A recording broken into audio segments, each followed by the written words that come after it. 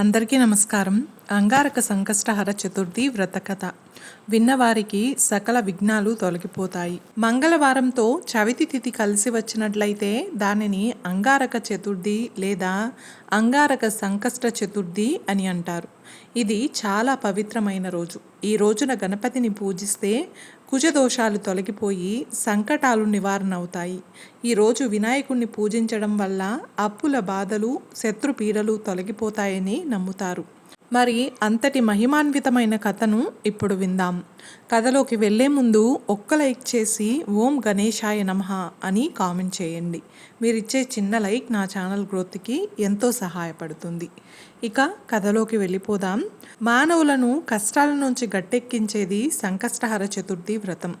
గణపతికి అత్యంత ప్రీతిపాత్రమైన తిథులలో ప్రధానమైనది చవితి తిథి. సంకష్టహర చతుర్థి మంగళవారంతో కలిసి రావడం చాలా విశేషమైన పర్వదినం.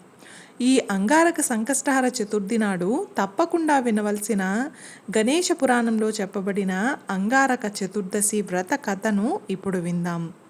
పూర్వం కృతవీర్యుని తండ్రి అంగారక చతుర్దశి గొప్పతనాన్ని, మహత్యాన్ని వినిపించమని కోరగా దానికి బ్రహ్మదేవుడు ఇలా చెప్పసాగాడు. పూర్వం భరద్వాజుడనే మహర్షి అవంతి నగర సమీపంలో అరణ్యంలో నివసిస్తూ ఉండేవాడు. ఆ మహర్షి వేదాంగాలన్నీ ఆకలింపు చేసుకొని తాను నేర్చిన జ్ఞానాన్ని తన శిష్యులకు బోధిస్తూ ఉత్తమ గురువుగా పేరు తెచ్చుకున్నాడు. నిత్యాగ్నిహోత్రుడైన ఆ మహర్షి అగ్నిదేవుడిలా దివ్య తేజస్సుతో ప్రకాశించేవాడు. ఒకనాడు ఆయన అనుష్ఠానం చేసుకుంటున్నప్పుడు ఒక అందమైన అప్సరస ఆయనకు కనిపించింది. అంత గొప్పవాడైనప్పటికీ ఆ క్షణంలో ఆ మహర్షికి ఆమె మీద కోరిక కలిగింది. దాని ఫలితంగా ఆయన వీర్యం స్ఖలనమై నేల మీదనున్న ఒక బొరియలోకి జారిపడింది. కొద్దిసేపట్లో ఎంతో ఆశ్చర్యంగా ఆ బొరియలో పడ్డ మహర్షి రేతస్సు నుండి ఒక అందమైన బాలుడు ఉద్భవించాడు. మహర్షి అదేమీ గమనించలేదు. తిరిగి మనసుని అదుపులోకి తెచ్చుకొని తపస్సులో మునిగిపోయాడు. అప్పుడు ఎర్రటి శరీరంతో తనలోంచి పుట్టిన ఆ బాలుడి సంరక్షణ భారాన్ని భూదేవి స్వీకరించింది. క్రమంగా ఆ బాలుడు పెరగసాగాడు. అతడికి 7 సంవత్సరములు వచ్చాయి. ఒకనాడు ఆ బాలుడు భూదేవితో, అమ్మా, నా తండ్రి ఎవరు?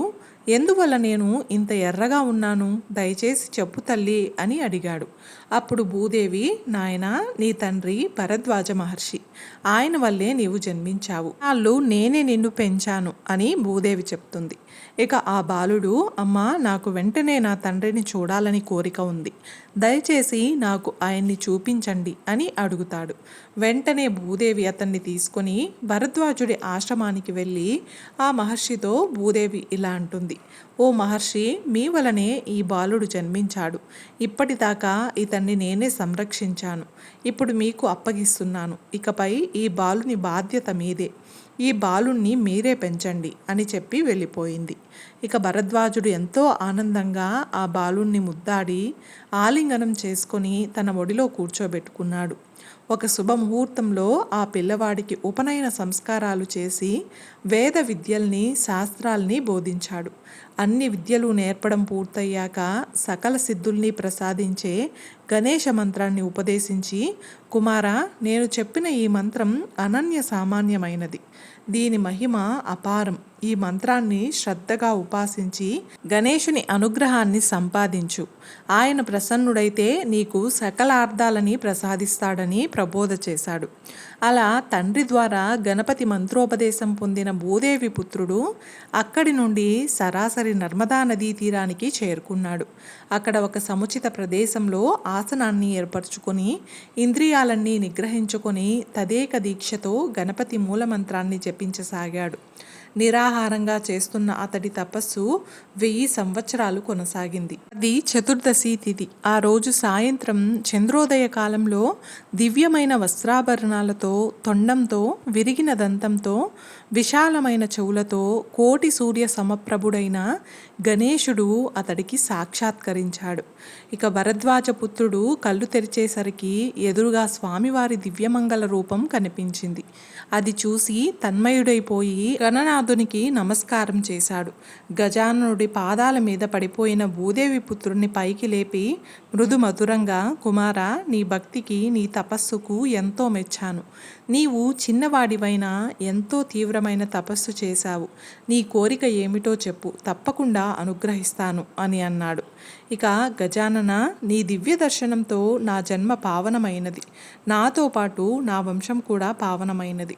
అలాగే సకల పర్వతాలతో నదీ నదులతో విలసిల్లే ఈ భూమి కూడా ఎంతో పవిత్రమైనది. నిన్ను స్తుతించడంతో నా మాటలు ధన్యమయ్యాయి. స్వామి, తమరు నన్ను అనుగ్రహించాలనుకుంటే నాకు స్వర్గలోక ప్రవేశాన్ని కల్పించండి. అక్కడ దేవతలతో పాటు అమృతాన్ని సేవించే భాగ్యాన్ని నాకు ప్రసాదించండి. నేను లోకంలో మంగళుడనే పేరుతో ప్రసిద్ధి చెందాలి. మీ దివ్య దర్శనం నాకు లభ్యమైన ఈ చతుర్దశి తిథి పరమ పుణ్యమైన తిథిగా, సకల సంకటాలన్నింటినీ తీర్చే తిథిగా, ఈ పవిత్ర తిథి నాడు నీ దివ్య వ్రతాన్ని ఆచరించిన వారికి సకల అభీష్టాలు నెరవేరాలి. ఇదే స్వామి నా కోరిక అని అన్నాడు. అప్పుడు వినాయకుడు నవ్వుతూ, నాయనా, భరద్వాజుడి వల్ల భూదేవికి జన్మించిన నీవు ఎర్రటి రంగు శరీరంతో ఉన్నావు కాబట్టి అంగారకుడు అనే పేరుతో వర్ధిల్లుతావు. నీకు నేను దర్శనమిచ్చిన ఈ తిథి అంగారక చతుర్దశిగా లోకంలో విఖ్యాతి చెందుతుంది.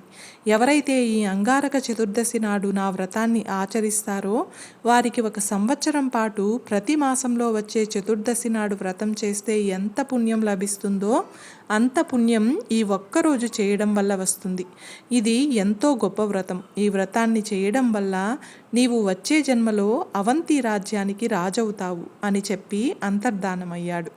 ఈ విధంగా భూమిపుత్రుడు గజాననుడి అనుగ్రహంతో అంగారకుడిగా మారి తాను తపస్సు చేసిన ప్రాంతంలో స్వామికి పెద్ద ఆలయాన్ని నిర్మించి సుందర గణేష ప్రతిమను ప్రతిష్ఠించి ఆయనకు మంగళ గణపతి అని పేరు పెట్టాడు. కాలక్రమంలో ఆ ప్రాంతం గొప్ప క్షేత్రంగా ప్రసిద్ధి చెందింది. అంగారకుడు ఆ ఆలయంలోనే నివసిస్తూ ప్రతిరోజు స్వామివారిని పూజిస్తూ ఉండేవాడు. ప్రతి చతుర్దశికి ఎంతో వైభవంగా ఉత్సవాలు జరిపించేవాడు. కొంతకాలం గడిచాక గణేష దూతలు అతన్ని తీసుకువెళ్ళడానికి విమానంలో వచ్చి శరీరంతోనే అతన్ని గణపతి కొలువుకు తీసుకువెళ్ళిపోయారు.